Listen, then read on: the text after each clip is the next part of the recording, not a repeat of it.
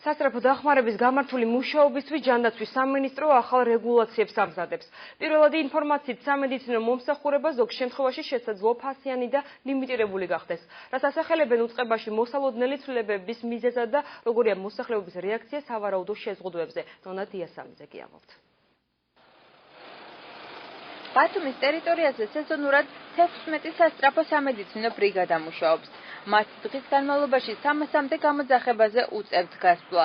მოქალაქეები ძირითადად მაღალ წნევას, მზის დაკვრას და კუჭნაწლავის დაავადებებს უჩივიან, თუმცა ხშირია ცრუ შეტყობინებებიც, რაც საერთო გამოძახებების 30%-ს შეადგენს.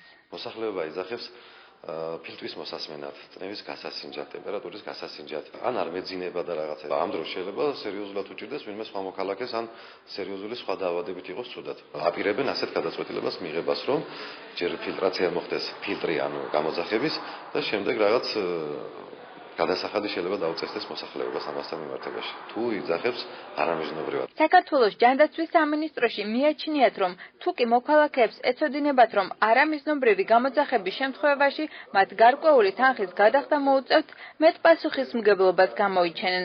ჯანდაცვის სამინისტროს ეს ინიციატივა ჯერ განხილვის ეტაპზეა, თუმცა მოქალაქეები მის უარყოფით მხარეებზე უკვე საუბრობენ. რაიდან იხარე, მან წნევა თუ უარდა მიიღებს ჩაქცევას.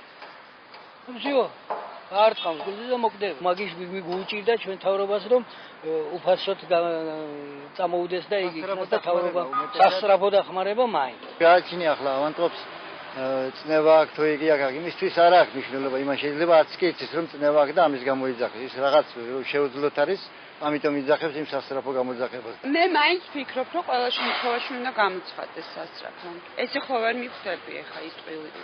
წნევის გასაზომად სიცხე აქვს და უჭირს და იმიტომ რეკავთ, ხო? სასწრაფო დახმარების მუშაობის ხარისხის გაზრდის მიზნით შესაძლოა გადაიხედოს შეტყობინებების მიღების წესიც.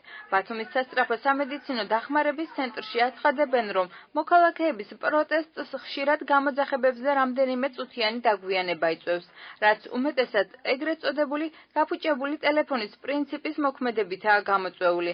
მოქალაქე ჯერ 112-ზე რეკავს, საიდანაც ინფორმაცია ადგილობრივ სამსახურს გადაეცემა, რის შემდეგაც სამედიცინო ბრიგადა დანიშნულების ადგილზე გადის. როდესაც ირეკება აქედან თბილისში 112-ზე, ჩვენ სანამ ესე იგი ბრიგადას გადავცემთ, მაქსიმალურად 6 წუთი ალბათ დაიკარგება მაინც 4-6 წუთი. ეს ახლა როდესაც ავადმყოფი უგონო მდგომარეობაშია, ეს ძალიან ბევრს ნიშნავს 2 და 3 წუთის სხვაობაც. კიდევ ერთი საკითხი, რომელსაც ჯანდაცვის სამინისტრო განიხილავს, მომსახურების გეოგრაფიულ მისაწვდომობაზეა გათვლილი.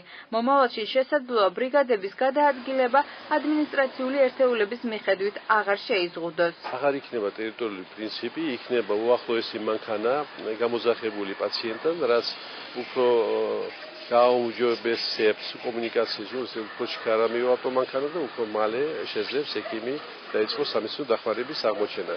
ადრე მოქმედებდა პრინციპი, ტერიტორიული პრინციპი და შეიძლება ბათუმის ტერიტორიაზე მხოლოდ ბათუმის სამსახურის მანქანა მისულიყო. როდის ამოქმედდება ახალი ნორმები? საქართველოს ჯანდაცვის სამინისტროს ინფორმაციით ცვლილებათა პაკეტის შესაბამისი კონსულტაციების დასრულების შემდეგ შევაძალაში.